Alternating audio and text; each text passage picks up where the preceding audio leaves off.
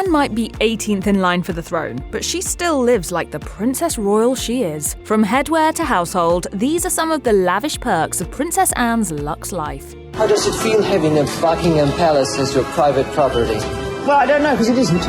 Princess Anne has always had a thing for fancy cars. She's driven Middlebridge scimitars ever since she got her first one from her parents for her 20th birthday. She apparently liked the British classic car so much that she bought 7 more and was pulled over twice in 2 days for speeding in one of them in the late 1980s. The Princess Royal apparently has a need for speed. As late as 2001, police clocked her driving 20 miles per hour over the speed limit, but this time she was in a Bentley and didn't pull over right away. The explanation by the clerk of the court at the time was, she saw the police car and believed it was waiting to escort her on her journey. Not something that would occur to a regular citizen, but good for her. For those days when Anne doesn't feel like driving, she has a chauffeur. Then there's the royal plane, and of course, as a member of the royal family, she occasionally hitches a ride in a horse and carriage at public events. But all that doesn't mean she's above taking the tube. That's right, the princess takes the subway. A worker who once spotted her told Daily Mail she came through with another older woman and her security. Hardly anybody seemed to notice them.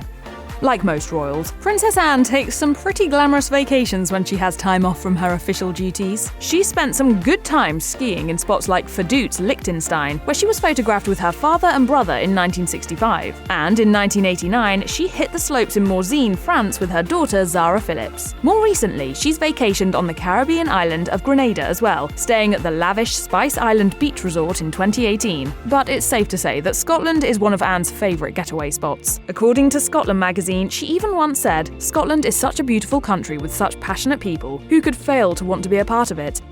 Princess Anne has been known to throw big parties, especially when she's celebrating a big birthday. In 2000, she celebrated her 50th with 500 of her closest friends at a ball at Windsor Castle. And 10 years later, she did something similar for her 60th. However, that time her mother, Queen Elizabeth II, threw her a garden party at Buckingham Palace. But Anne apparently enjoys a birthday trip as well. For her 60th, she took her family on a cruise. A source claimed to Daily Mail, if it were up to Anne, she wouldn't have so much as a cake, never mind candles. While her 70th birthday bash was cancelled due to COVID-19, she still found a way to celebrate. The princess went sailing with her husband, Sir Timothy Lawrence, instead. As Lawrence dished in an ITV doc, "Our ideal break is to go up to our boat on the west coast of Scotland and spend a few days sometimes getting wet and cold." Anne has also hosted some impressive royal functions, most notably the Festival of British Eventing, a 3-day fair held annually at her massive Gatcombe Park home. While it's more of a horse competition than a party weekend, it does include a luxe shopping village. Princess Anne loves diamonds, along with sapphires, pearls, and other fancy baubles. In fact, as of 2022, Anne reportedly has $7 million worth of jewellery, including Empress Marie Feodorovna's sapphire brooch as well as her mum's 3-strand pearl necklace. The $1 million necklace, which was originally a gift from King George VI, was passed down to Anne after the Queen's death. However, the princess has a favourite. According to what diamond expert Charlotte White told Express, there is one dramatic, classic, and opulent diamond necklace that Princess Anne clearly adores because she has been photographed wearing it again and again, the festoon necklace. The necklace was gifted to her by her parents for her 18th birthday, so the sentimental value is off the charts. Anne's always loved animals and has a large farm at Gatcombe Park. Her menagerie includes Highland cows, White Park cows, and Wiltshire Horn ewes. She also has 2 Gloucester Old Spot sows, an English breed of pigs. And, like many members of the royal family, Anne also has dogs. Her late mother adored corgis, but Anne is particularly fond of English Bull Terriers. Some of these have landed her in hot water by attacking other dogs and people, but along with a lavish lifestyle comes enough money to pay any fines incurred by her dogs over the years. Anne's love of horses began when she was very young. In a 2019 interview with Horse and Hound, she said, "Horses were always there. I started on ponies before I had a conscious memory. I've had more experience with horses than anything else." She's not kidding. The princess made the 1976 British Olympic team, competing in the equestrian eventing competition in the Summer Games in Montreal, Canada. Which section of the 3-day event do you enjoy best? The end. Not even the occasional accident has been able to keep her away from the sport, so it's no surprise that she keeps a large number of horses in her stables. In fact, Anne has admitted that she has more horses than she knows what to do with. This confession was extracted by an 11-year-old boy who met the Princess Royal during a 2025 tour of the South African Riding for the Disabled Association. Her Royal Highness has been involved with riding for the disabled for 50 years.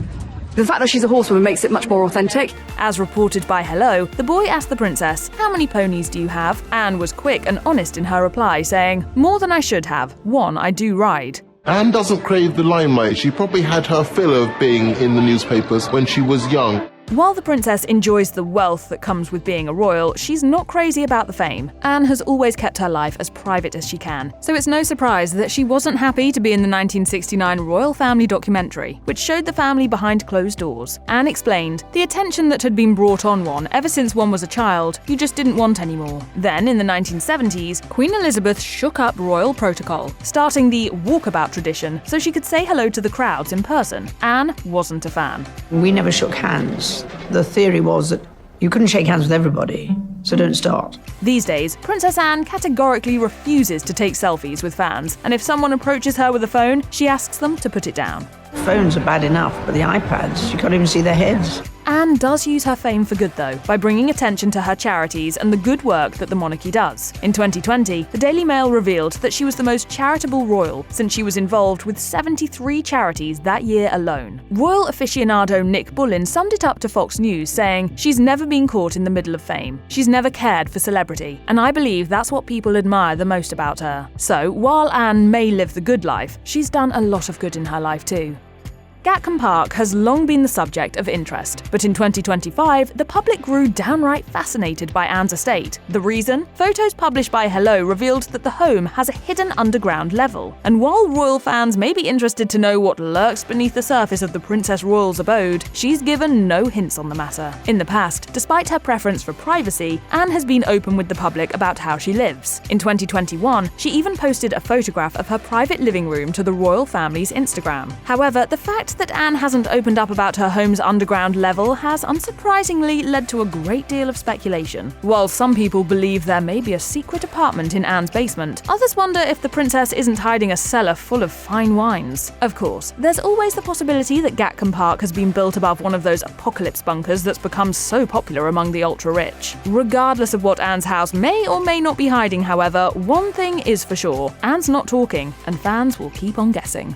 The British royal family is famous for following strict protocol, especially when it comes to the royal dress code. Although the Windsors own a spectacular collection of family crowns and tiaras, they don't generally wear these items during the daytime. Instead, they've been known to wear extravagant hats to formal events before 6 p.m. This means that many royal women boast spectacular hat collections, and Princess Anne is no exception. Over the years, the Princess Royal has been spotted in many pieces of gorgeous headwear, and some of these have been quite expensive. This was especially true in December 2024 when Anne attended the royal family's annual Christmas gathering at Sandringham in a stunning crimson coat and matching scarf. What stood out the most, however, was Anne's black fur hat. As Hello noted at the time, the piece was likely designed by the famous Lock & Co hatters. The accessory would have reportedly set Anne back £375, or approximately $475. Although that may seem like a modest sum in comparison to, say, a crown, Anne has an entire collection of fancy hats, and whenever she wears one twice, it's so shocking that it makes the news. This means that the princess owns thousands, maybe tens of thousands of dollars worth of headwear, many of which she's only worn once. They call it the royal treatment for a reason, and it's part and parcel of being a princess. For Princess Anne, this means employing a staff large enough to take care of her every need. In addition to a private chef, Anne has a personal secretary to help her keep on top of her daily schedule. She also invited personal dresser Veronica Kane to live in her home. That way, Anne never courts a fashion faux pas. Anne also keeps several ladies in waiting, and she's benefited greatly from the friendship and company of these women. In 2024, after many of her former ladies in waiting retired, the princess hired 5 high-ranking women to help her navigate the challenges of daily life. One of these is Dolly Maud, a longtime supporter of Zara and Mike Tyndall's relationship. According to an insider, Maud was partially selected because of her mutual interests. As the aforementioned source told The Telegraph, she's such a great girl. For the Princess Royal, it's a perfect fit because of their shared love of dogs and horses. Of course, it also goes without saying that anyone working for the royal family must avoid the press at all costs. Loyal and discreet are major bullet points in the job description.